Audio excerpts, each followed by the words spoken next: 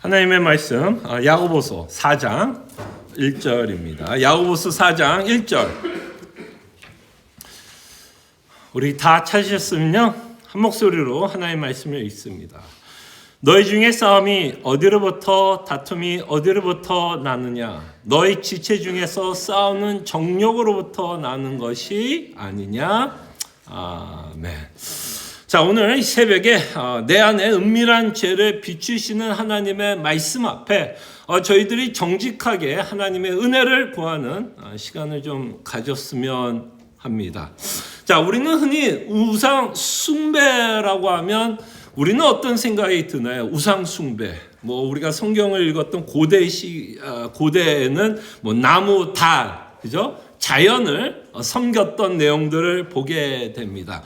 현대를 살아가고 미국에 살아가는 우리에게 우상 숭배의 대상은 돈과 성공이 아닐까 생각을 해봅니다. 무엇보다 하나님보다 더 사랑하는 어떤 것들이 다 우상이 될 수 있다라고 성경은 말씀하고 있는 것을 보게 됩니다. 우리는 우상이라 그러면 우리 눈으로 보이는 어떤 것이라고 우리는 생각할 수 있는데, 오늘 아침에 우리가 생각해 보고 싶은 가장 무서운 우상은 우리가 보고 있는 어떤 대상이 아니라 사실은 내 자신이 가장 큰 우상이다라고 생각해 보셨으면 합니다. 누가 가장 큰 우상이요? 내 자신. 그때 야고보서 1장 14절에 보면 야고보는 이렇게 얘기했습니다. 오직 각 사람이 시험을 받는 것은 자기 욕심에 끌려 미혹된다라고 말씀합니다. 자, 우리가 시험에 드는 이유가 뭐예요? 자기 욕심에 끌려 미혹이 된다라고 말합니다. 여기서 말하는 자기 욕심이란 뭘까요? 자기 욕심. 사람마다 지문이 다 다르잖아요. 그죠? 지문이 다른 것처럼 나만이 갖고 있는 어떤 정욕이 있다라는 거죠. 나만이 갖고 있는 어떤 욕심이 있다라는 것입니다. 바로 나만이 갖고 있는 욕심으로 말미암아 우리는 우상을 만들고 우상을 섬기면서 살아간다라는 것이죠. 그래서 그 욕심은 누군가에게는 돈이 될 수도 있고, 누군가에게는 자녀의 성공이 될 수도 있고, 누군가에게는 사람들로부터 인정을 받고 평판이 좋은 것으로 사람들에게 칭찬을 듣는 것일 수도 있고, 누군가에게서는 이 땅에서 편안하게 사는 것, 이것이 우상이 될 수 있는데, 이 모든 우상의 모든 뿌리는 내 인생의 운전대를 내가 잡고 가고 싶은 것입니다. 내 인생의 운전대를 내가 잡고 가고 싶은 것이고, 더 나아가서는 하나님 없이 내 방식대로 살아서 내 만족을 채우고자 하는 것이 성경에서 말하는 정욕이 됩니다. 내 방식대로 살아서 누구의 만족? 내 만족. 그래서 여러분들이 제가 했던 이야기를 딱 들으면 생각나는 가장 큰 예화가 뭐냐면, 아담이 선악을 알게 했던 열매를 먹은 동기가 뭐였을까요? 이유가 뭐였을까요? 결국 아담은 자신의 방식대로, 그죠? 자신의 방식대로 하면 참 행복과 만족을 느낄 수 있다, 맛볼 수 있을 것이라 생각해서 하나님을 향해 거역했고 대적했다라는 것을 우리는 보게 됩니다. 그래서 우리는 우리의 방식대로 살아가고 싶어요. 우리의 방식대로 살아가고 싶고, 우리의 방식대로 되어야만 우리는 행복을 느끼고 싶어 합니다. 결국 인간은요, 누구에게도 간섭받고 싶지 않습니다. 내 방식대로 살아가고 싶습니다. 아무리 옆에 있는 사람들이 옳은 말을 해도 내 방식이 아니면 그것을 우리는 어떻게 들려요? 잔소리로 들립니다. 부부관계에서 이런 얘기 많이 하죠. 남편을 위해서 건강을 위해서 이렇게 하라 저렇게 하라. 옳은 말이야 틀린 말이에요? 옳은 말이죠. 그러나 그것이 내 방식이 아니면 우리는 그 말을 듣는다 안 듣는다? 안 듣고 싶어요. 그리고 아무리 옳은 말을 해도 그것이 우리에게는 잔소리로 들리게 됩니다. 바로 이 마음이 참 우리가 우리의 방식대로 살아가고 싶은 내용이고, 바로 이것이 성경에서 말하는 자기 욕심, 자기 정욕에 따라 살아가는 것이고, 그 정욕의 끝은 내 자신이고, 그 내 자신의 끝은 내 자신을 우상으로 만들어 가면서 살아갑니다. 자, 그럴 때 오늘 여러분들과 한 가지 좀 우리의 숨어있는 죄에 대해서 한 가지만 좀 생각해 보고 싶으면, 이 자기 욕심의 열매의 끝은 이런 식으로도 나타난 것 같아요. 내 욕심은 내 인생을 강하게 통제하며 살아가고 싶어 합니다. 그러니까 우리는 우리가 살아가고 있는 삶을 다 뭐하고 싶어요? 컨트롤. 통제하고 살아가고 싶어 합니다. 통제. 그래서 저는 이것을 통제욕이라고 부르겠습니다. 통제욕. 컨트롤하고 싶은 통제욕. 그래서 내가 내 삶의 왕이 되어 내 주변에 있는 사람들을 내 뜻대로 조종하고 싶어 합니다. 무슨 말인지 알겠죠? 모두가 내 방식대로 살아야 돼요. 이 내 방식대로 살아가야 한다라는 이 말에는 결국 내 인생에서 주인은 나야. 그리고 내 인생에서 나와 접하고 있는 모든 관계 안에서도 내가 주인이고 왕이 되고 싶은 마음입니다. 이게 바로 자기 욕심의 끝이에요. 모두를 내가 컨트롤하고 싶어 합니다.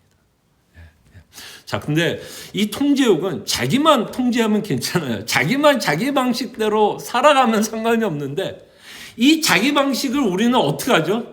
남에게도 강요하게 됩니다. 그리고 우리는 강요하면서 아름답게 포장을 하면서 강요하게 되는 것을 보게 됩니다.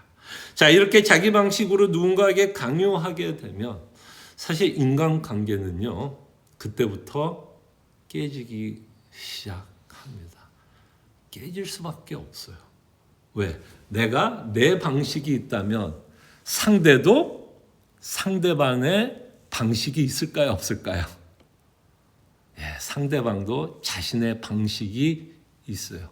그러니까 내 방식과 상대방의 방식이 같으면 상관이 없겠지만, 많은 경우에는 어때요? 같을 때도 있지만 또 다를 때가 있으면 그 다른 것 때문에 인간은 갈등을 겪기 시작합니다. 왜? 조종하고 싶으니까. 내가 컨트롤하고 싶으니까. 그리고 우리는 그 컨트롤을 하는 걸 통해서 내 만족을 느끼게 됩니다. 꼭 자기가 뭐가 된 느낌이에요? 왕이 된 느낌. 내 말을 듣는 저 사람의 모습을 보면서 내가 왕이 된 느낌을 받게 됩니다. 그래서 이 통제욕은 관계가 어떤 식으로 나타나느냐면, 이번 주 수요 성경 공부 때 제가 썼던 이 세 가지의 단어로 표현을 한번 해보겠습니다. 첫째, 내 뜻대로 안 될 때 터지는 분노와 혈기가 있고, 거기에는 절망과 실망도 따라오게 됩니다. 내 뜻대로 안 될 때 터지는 분노와 혈기가 있고, 그와 반대로 절망과 실망이 있습니다. 이거를 독단적 반항이라는 단어로 저는 썼습니다. 살아가다 보면 내 뜻대로 안 되는 상황이나 사람이 있어요, 없어요? 있죠? 그때 여러분 어때요, 보통? 여러분들이 계획한 대로 일이 진행되지 않을 때 화나요, 안 나요? 화나죠. 그리고 계획대로 안 될 때 또 실망해요, 안 해요? 실망하죠. 왜 실망되고 화가 날까요? 결국 내가 왕이 되어서 모든 것을 통제하고 싶은데 통제가 안 되는 게 뭐 하는 거야? 화가 나는 거야. 내가 왕이 돼야 되는데 왕이 안 되는 모습을 보니까 그냥 내 자존심이 상하는 겁니다. 그 자존심이 상하기 때문에 거기에는 분노가 일어나고 혈기가 일어나고 또한 실망과 절망도 일어나게 됩니다. 결국엔 이 분노와 짜증은 내 우상, 내 자신이 위협을 받기 때문이에요. 결국 내 권위가 위협을 받기 때문에 우리는 짜증과 분노가 일어나는 것입니다.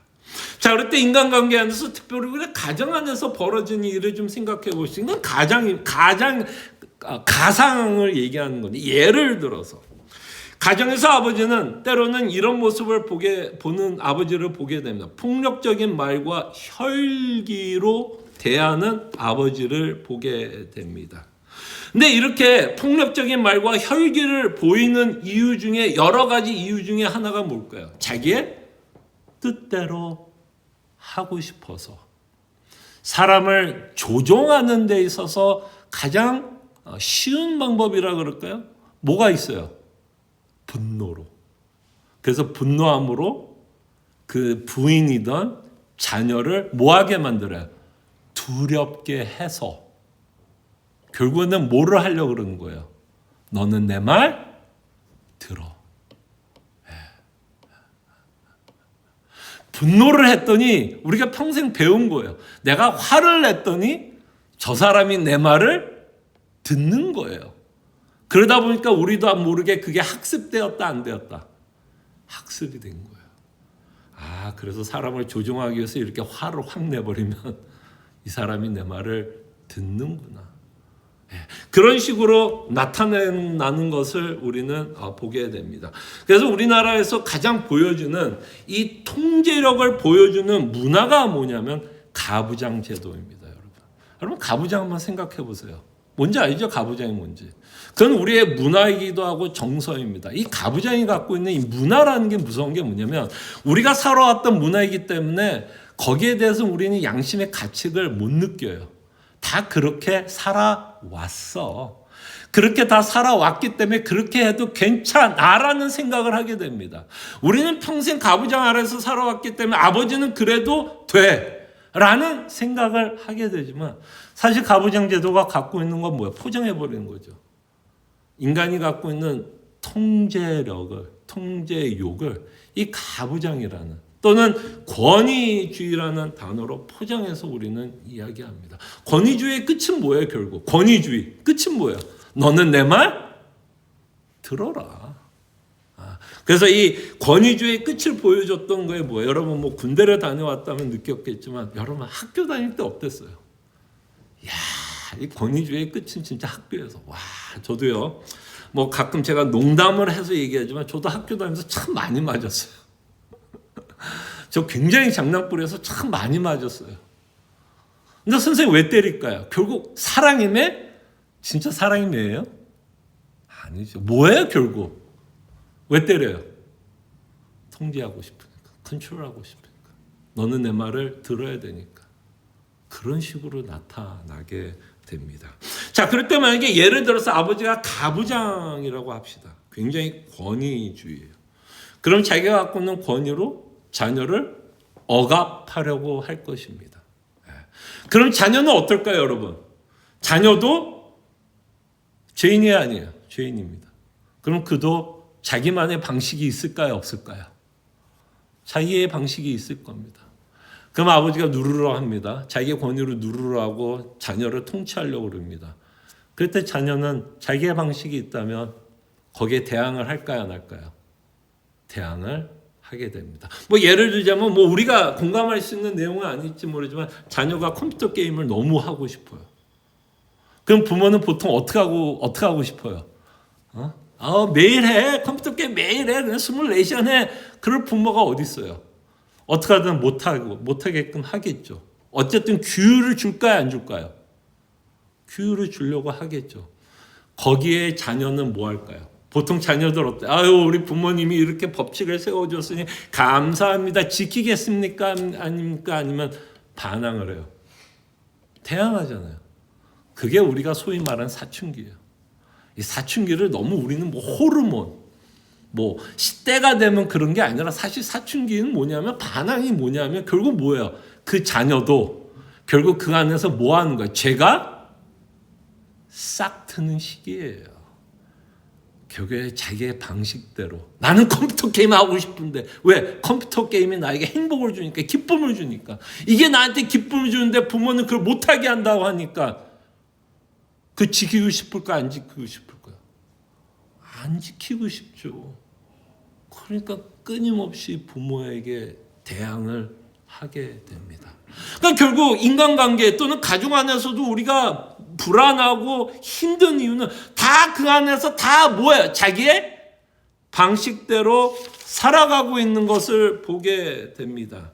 그리고 우리는 이렇게 자기의 방식대로 살아가는 사람들의 특징은 바리새인적인 특징을 갖고 있는데 이 바리새인들의 특징은 뭐냐면 내가 판사가 되어 판단을 합니다. 내 방식대로 살지 않으면 너는 무조건 뭐예요? 너는 무조건 틀렸다라고 생각을 합니다. 또는 내 방식대로 너는 살지 않으면 너는 참 못된 아들이야, 못된 딸이야, 너 같은 딸은 없을 거야 라고 하면서 끊임없이 요새 쓰는 말이 뭐예요? 가스 라이팅을 하게 됩니다. 얼마나 우리는 우리의 방식대로 살아가야 되고 남들도 내 방식대로 살아가야 되고 내 방식대로 살아가지 않을 때 우리는 끊임없이 누군가를 가스라이팅합니다. 정죄합니다. 판사가 되어 판단하고 있는 우리의 모습을 보게 됩니다. 그래서 우리의 인간관계 안에는 복잡할 수밖에 없어요. 간단하지가 않아요. 그럴 때 여러분 오늘 좀 생각해 보고 싶은 건 우리의 삶 가운데서 일어나는 수많은 상황들, 우리 인간관계 안에서 우리가 복잡하게 살아가는 이유는 우리는 많은 경우에 환경과 상황을 탓합니다. 우리 엄마가 그래서, 우리 아들이 그래서, 우리 딸이 그래서라고 이야기하지만 그 깊은 내막에 들어가면 결국 다 내 방식대로 해야만 하기 때문에 거기에는 갈등이 일어난다. 이걸 못 보는 게 하는 게 사탄의 전략인 것 같아요. 그래서 내 상황과 환경에게 뭐하게 해요, 사탄은? 계속해서 상황과 환경에게 핑계를 두고 변명을 하게끔 해서 결국에는 내 속에 꼭꼭 숨겨놓은 우상을 발견하지 못하도록 다시 한번 우리를 기만합니다. 속이려 들고 있는 것을 보게 됩니다. 그래서 오늘 보면 다시 한번 읽어볼게요. 너희 중에 싸움이 어디로부터 다툼이 어디로부터 나느냐? 너희 지체 중에 싸우는 뭐라고요? 정욕으로부터. 하나님은 절대로 상황과 환경을 이야기하지 않습니다. 정욕으로부터. 결국 내 방식대로 살아가야만 하는 내 욕심으로 인해서 다툼이 일어나고 있다라는 것을 우리에게 말씀합니다. 그래서 오늘 이 아침에 우리가 기도했으면 좋겠습니다. 내 안에 숨겨놓은 이 통제욕, 그리고 우리가 살아가면서 인간 갈등이 왜 없겠습니까? 수많은 인간들과 만나게 되면 거기에 갈등이 있을 수밖에 없어요. 가정 안에서 당연히 갈등이 있을 수밖에 없고 뭐 어디든. 그럴 때 이 가정의 갈등이 왜 일어나는지 우리는 누군가에게만 맨날 핑계를 댑니다. 저 사람 때문이야. 환경 때문에. 노노노. 내가 통제하려고 하는 통제욕이 무엇이 있는지 이 시간 우리가 회개하는 시간 가졌으면 좋겠고, 이 통제욕을 통해서 다시 한번 우리가 회개하기를 원하는 건 복음이 다시 한번 우리를 회개하게 합니다. 복음이 우리에게 위로를 줘요. 다시 한번 복음은 우리에게 뭘 말하죠? 우리의 통제하실 수 있는 유일한 분은 하나님. 정말 예수만이 나의 주인. 그리고 여러분 우리 속지 맙시다. 예수님의 뜻대로 사는 게 훨씬 더 행복하다라고 성경은 말합니다. 이게 설득이 안 되는 게 우리의 가장 큰 문제인 것 같아요. 이게 설득이 되면 내 방식을 고집하지 않을 겁니다. 근데 예수님의 방식, 하나님의 방식으로 살면 바보가 되는 것 같고 호구가 되는 것 같고 내 정체성이 없어지는 것 같아서 우리는 하나님의 방식대로 살아가려고 하지 않습니다. 그 방해하는 게 결국 뭐예요? 내 안에 있는 자존심, 내 안에 있는 우상이 결국에 하나님의 뜻대로 살아가지 못하게 합니다. 속지 마십시오. 하나님의 방식으로 사는 게 훨씬 더 행복합니다. 여러분 때문에 갈등이 일어나는 게 여러분 행복하세요? 아니면 여러분들이 한번 참으면 힘들어요? 안 힘들어요? 힘들어요, 참는 게. 근데 그 참는 것 때문에 가정이 화평한 게 나아요. 어느 게 나아요? 한번 버럭 화를 내서 그냥 가족이 그냥 지옥이 되는 게 여러분 좋으세요? 내가 한번 참음으로써 그나마 가정이 평화로울 수 있다면 어느 쪽이 더 나은 거예요? 내가 한번 참는 게 나은 거 아닐까요? 바로 하나님의 방식이 이 방식이 아닌가 생각해 봅니다. 그래서 우리 주인을 바꿉시다. 정말 주인을 바꿉시다. 정말 하나님이 내 주인이고 하나님의 방식으로 사는 게 가장 뭐하다? 행복하다라는 것을 정말 내가 설득될 수 있도록, 믿을 수 있도록 기도했으면 좋겠고, 그 다음에 두 번째로요, 여러분들이 스스로 주인의 자리를 바꾸지를 못하니까 하나님이 뭘 허락할까요? 고난을 허락합니다. 여러분, 고난이 주는 여러 가지 순기능 중에 하나가 뭐냐면, 하나가 뭐예요?